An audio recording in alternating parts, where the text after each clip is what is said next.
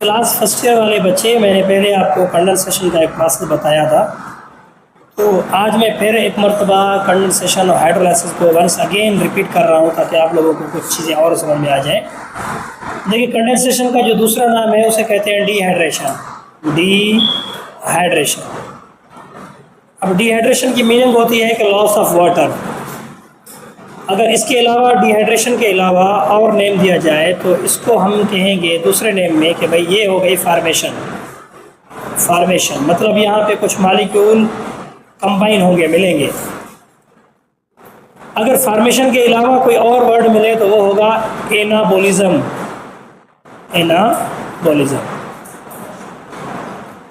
अब कंडेंसेशन में कहते हैं कि आप यूनियन बनाएं, यूनियन ऑफ किसकी? यूनियन ऑफ मोनोमर्स बनाएं। मोनोमर्स यानी आपने छोटे मॉलिक्यूल कंबाइन करने हैं। जब आप छोटे मॉलिक्यूल कंबाइन करेंगे तो उनके रिजल्ट में कौन सी चीज़ बनेगी? वहाँ पे बनेंगे पॉलीमर्स। पॉलीमर्स। मिसाल के तौर पर अगर हम ये कह दें कि भाई पॉलीमर्स अब कैसे बनेंगे, तो मैंने कह दिया कि भाई ये ग्लूकोज है, इसके साथ ये ग्लूकोज है, फिर ये ग्लूकोज है, फिर ये ग्लूकोज है। ग्लूकोज जब कंबाइन होंगे तो इनमें से जो चीज़ बनेगी वो होगा कार्बोहाइड्रेट। अब अगर ये कार्बोहाइड्रेट बन रहा है तो इसका मकसद ये है कि ये मोनोमर से एक दूसरे के साथ मिलकर ये पॉलीमर बना रहे हैं। प्रोसेस का नाम कंडेंसेशन। अब इसे डिहाइड्रेशन क्यों कहते हैं? डिहाइड्रेशन इसे इसलिए कह रहे हैं कि जब ये मोनोमर्स एक दूसरे के साथ कंबाइन होंगे तो यहाँ से वाटर मॉलिक्यूल रिलीज आउट होगा। जहाँ जहाँ पे मोनोमर्स एक दूसरे के साथ मिलते जाएंगे तो वहीं से वाटर मॉलिक्यूल रिलीज होता जाएगा। इसकी अगर रियल स्ट्रक्चर देखें तो इस फॉर्म में होगी। आपने एक स्ट्रक्चर ऐसे बनाई और दूसरा आपने इसको मोनोमर को ऐसे बनाया, तो इसमें OH होंगे और इसमें H होंगे।